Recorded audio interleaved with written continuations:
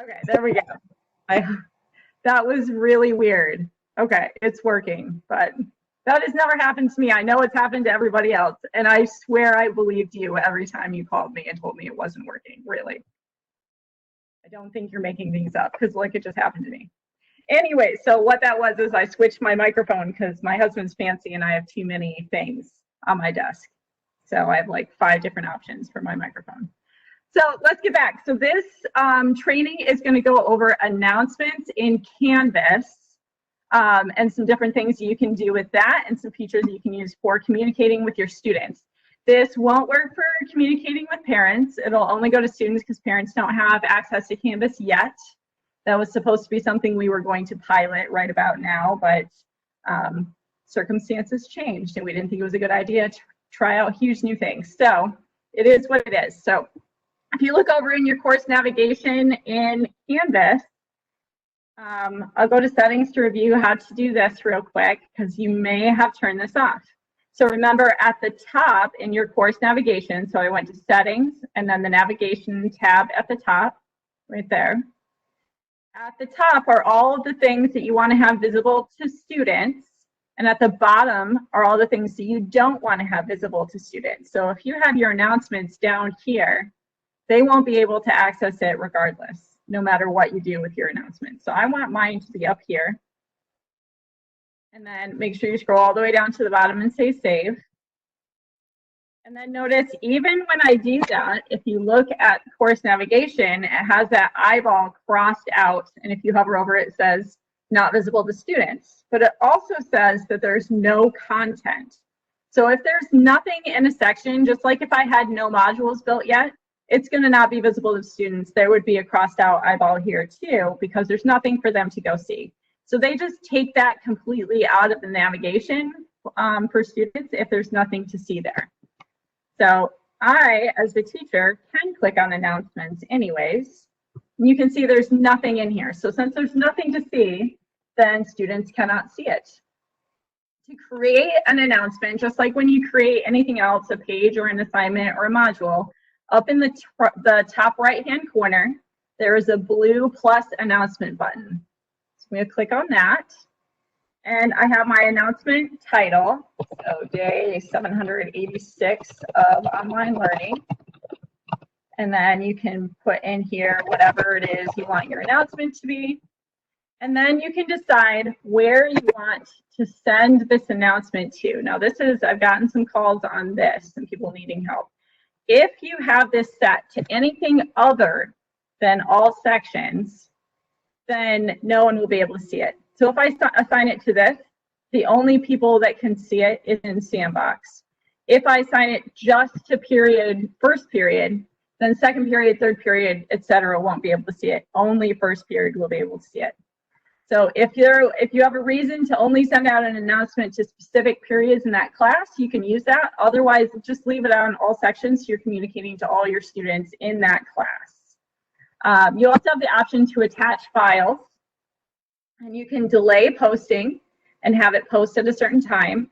So if you, like me, I have my modules all published at 8 o'clock Monday morning, you could have an announcement go out at 8 o'clock on Monday morning when the module published, telling the students that it is available to them. You can enable podcast feed, but I haven't played with that yet. I don't know if our students listen to podcasts. I do. And you can allow liking if you want to subscribe to the like culture, where everyone gets personal value out of how many likes they have.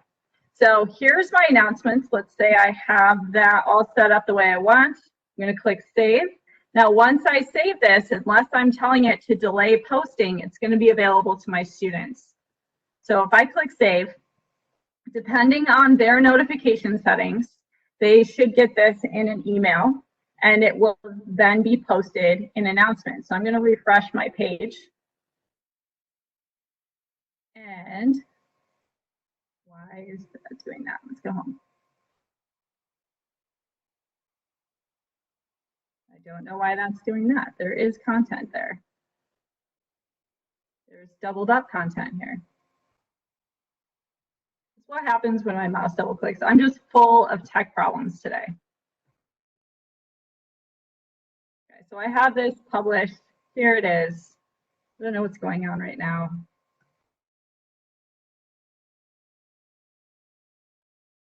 Announcements page should be available to students at this point. There it is. Oh, no, it's not. Any other OIDCs have an idea?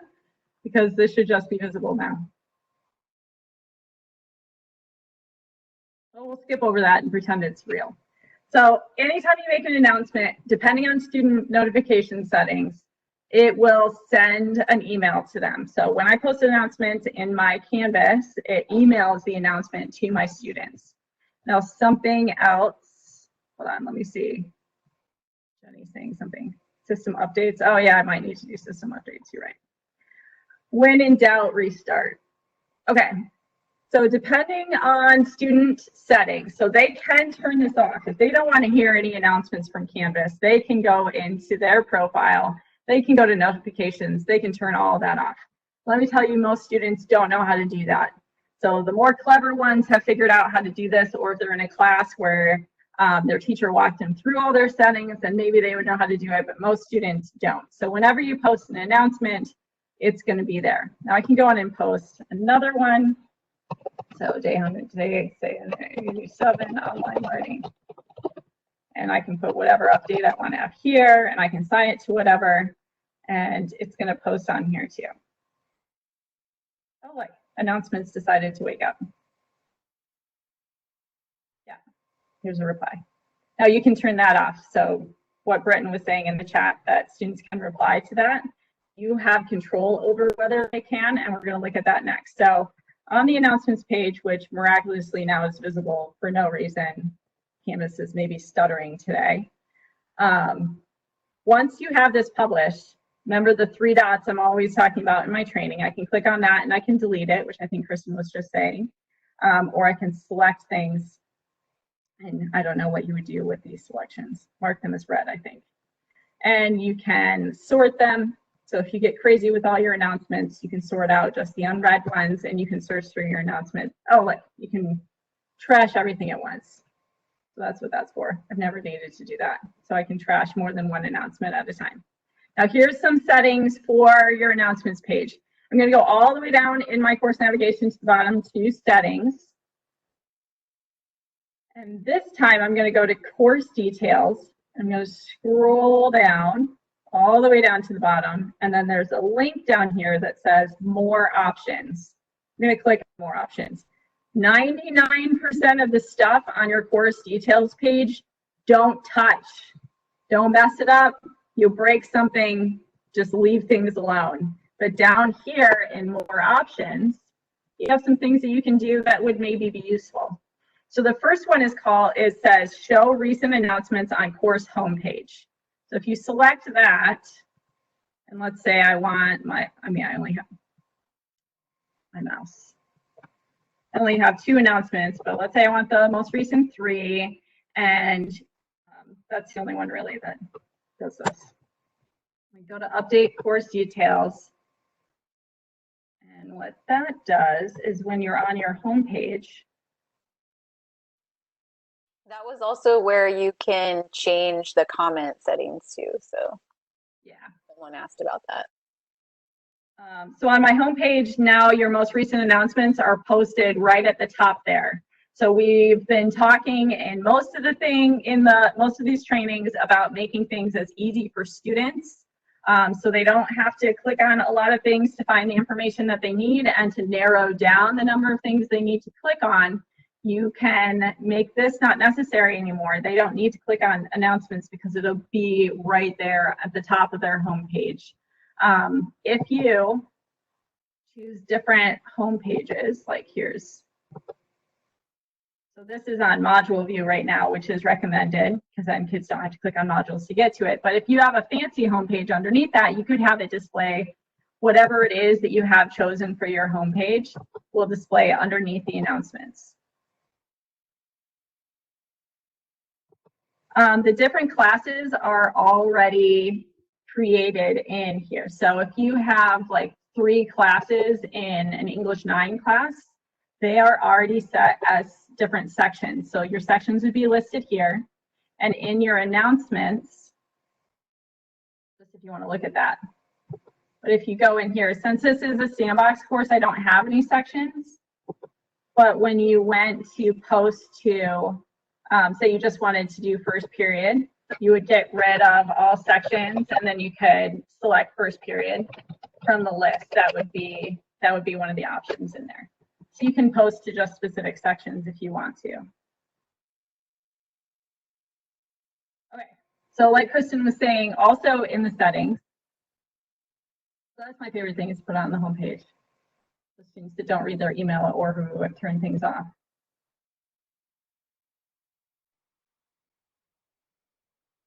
So also in settings, if you go back to course details,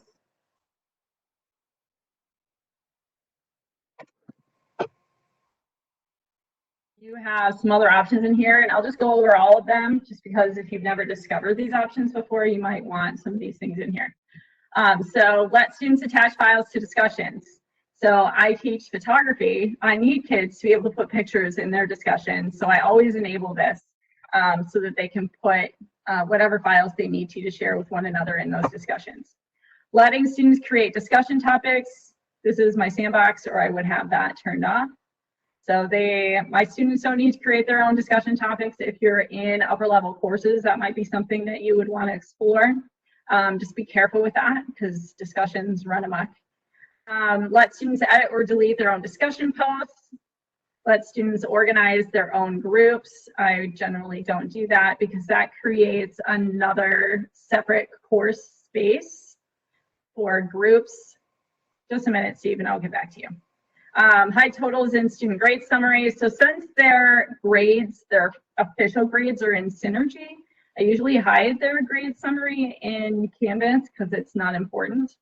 Hide grade distribution graphs from students. I usually do that too. And then disable comments on announcements is this very last one. So if you don't want students to be able to comment on announcements and have a whole discussion about whatever it is you did, then you can turn it off there and then update your course details. Okay, let me turn on the chat so I can see it. Steve, what are you lost about?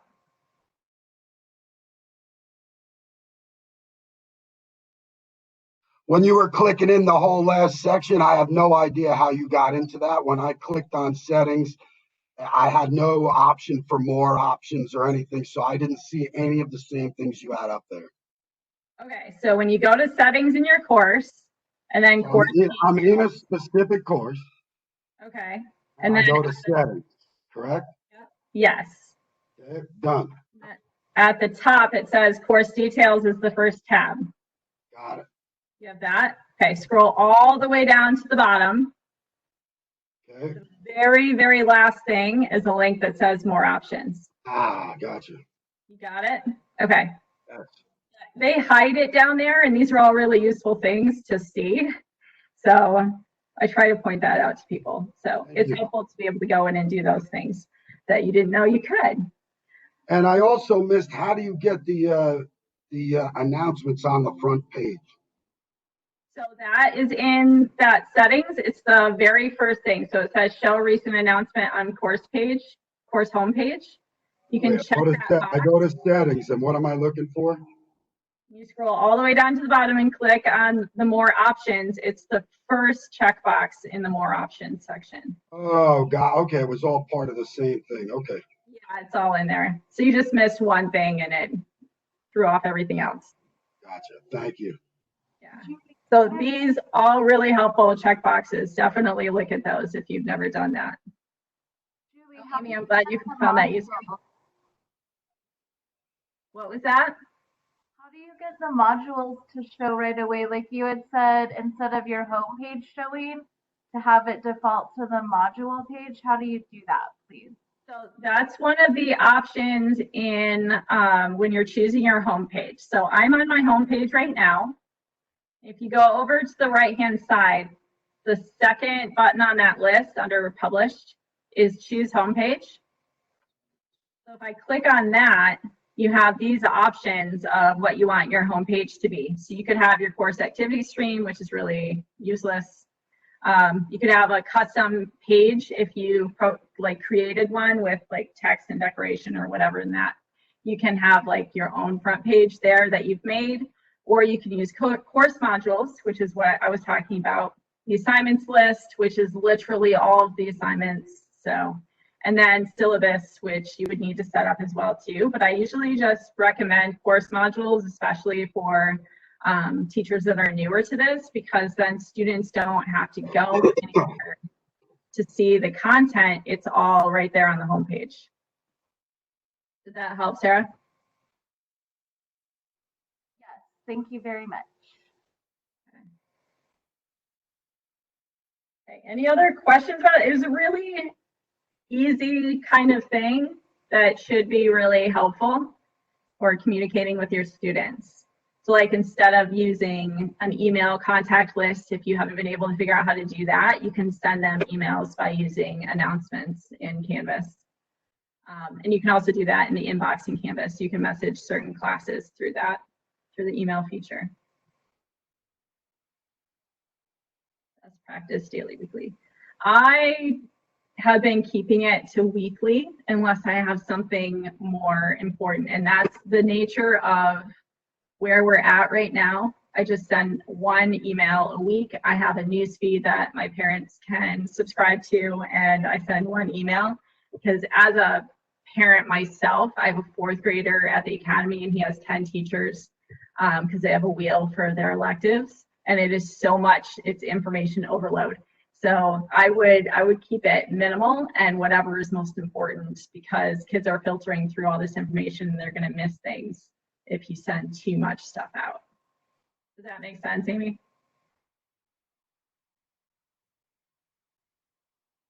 Okay, email versus announcements, whatever works for you and your kids.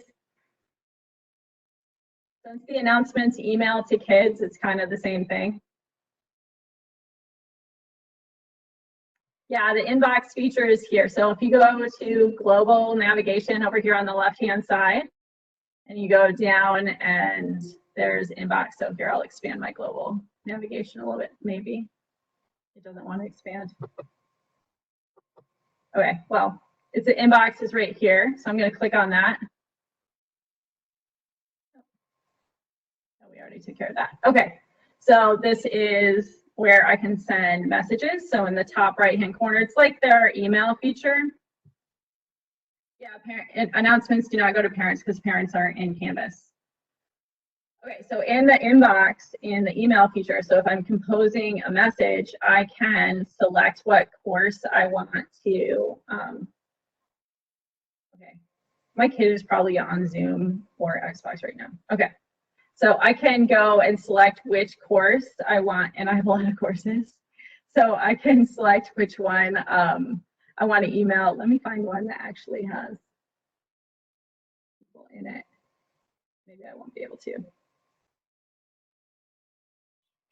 Well, this one has teachers in it. Okay, so I could send these people, all the teachers or students in, like, here's me. I'm gonna send myself an email and I could put whatever in there. I could send individual messages to each recipient so that we don't end up with any reply all errors, and then send a message in here. I could send that out there. So it's another communication option that you have for emailing. So I know a lot of people are struggling with getting student emails in their Gmail. So this would be an alternate solution to that. So Julie, does this automatically email to all the students, or we have to those emails? For announcements or in the inbox? The inbox. In the inbox, it has all their email addresses because it's built into the system. Excellent. That's what I thought. So you can email any students in here. Like if I start typing a student name, it should come up with, okay. There we go. So these are all, I have access to literally everybody. So I have all the Emmas of the world and Emmanuel's So and all does that. it automatically send to everyone? If you select a course, then you could do that. But announcements are automatically sent out to their emails unless they turn off that option. Excellent. Thank you. Yeah. Which I wouldn't put it by our kids. Some kids do that. They're clever.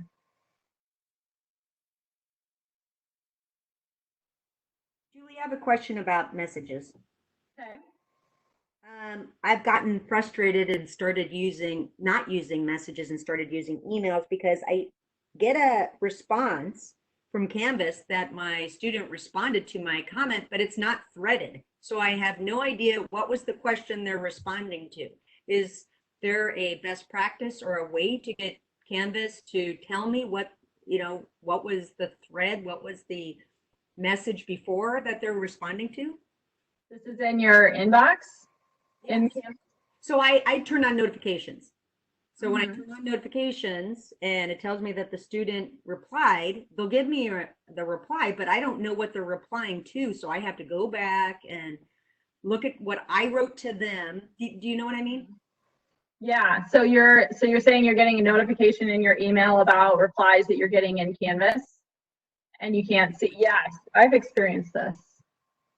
So I started using email instead. So I don't know best practice, what the downfall will be at this point, because I'm just playing with it and seeing, is this going to be a better form for communicating to the students about their assignments?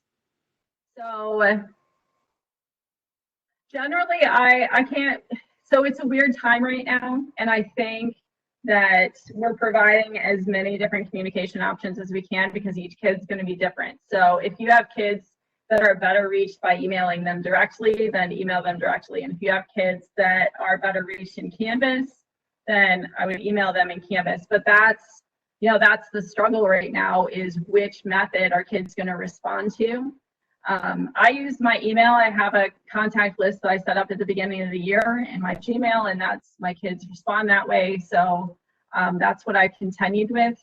But we're talking about like announcements and using the inbox in Canvas because not all kids are responding in all of those. So if we can find whatever method works best for our kids, that we're able to reach them, then that is what I would call best practice right now, is the method that works for our students. And that's not the easiest answer all the time. And it can be confusing. I think the notification emails that you get for Canvas, there's usually a link at the bottom of them where it will take you to wherever the notification is, where it originated from. I don't know if that would be helpful to look for that. But that should be an option in there. But if it's too confusing, then I wouldn't use it, because there's no value if you can't reply to the student or you have no contacts. Then it's probably not a great form of communication in this case. I don't know if any of that makes sense. Thank you. Could I add to this? I have been giving my students feedback on their assignments, and so that I do also have the notifications that come into my email, and I understand your frustration, and using that link actually takes me right back to that feedback, and so I can dialogue back and forth with my students once that notification gives me the link. So that has been super helpful, that link at the very bottom of the email notification, because it does give you in the email what they've said, and also I think what the assignment is that goes to it. But that link in there is what will take you back to where you can continue to have that conversation. I hope that was helpful. I know sometimes the answer isn't as clear cut as we would like it to be. I've used the link. I want it to be more seamless, more, I just want to respond like an email. So it's just one of my hangups. Yeah. Oh, I feel you. I think like Julie said, though, what I've seen in like our school's general chat is that some kids just aren't responding on their emails. Like they're not checking them still for some reason, but because they're going into Canvas to do assignments, they see that little inbox lit up and they're doing it there. So I think like Julie said, it's just a matter of reaching them in whatever way is possible. So, but yeah, that is like, we definitely feel your frustration, but it's just trying to get it into the kids' hands in any way that we can right now. I think when we're back to regular school, establishing those communication expectations will be easier when they're in front of us. And for right now, we're just patchworking it together. So I wish there was a better answer. I wish I could say all kids are going to read this particular form of communication and it's what you should do. But unfortunately, kids are in all different situations right now. So, okay, any other questions? Anything we need to expand on? I'd like to ask some, Julie, on that. What is the advantage of not showing the grades in there, in the Canvas? What is the advantage on that? So their official grade of record is always in Synergy. That is our legal recording of performance in their classes. So when students see that they have 100% on their Canvas assignments, they assume they have 100% in class, when we know that's not true right now because we're working from their third quarter grades. So that is confusing for kids. Even when we're in like normal workday in like a physical school building, that's confusing.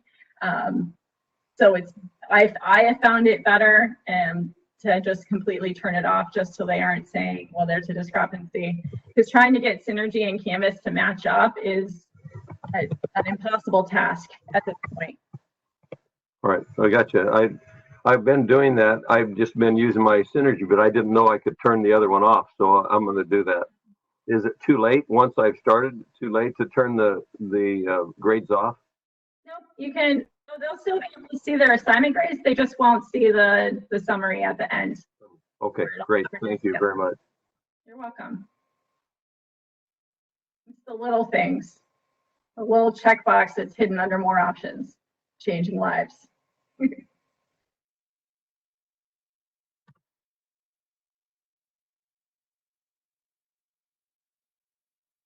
Yeah, Lily, it's definitely, once they see that this is real, it makes a difference.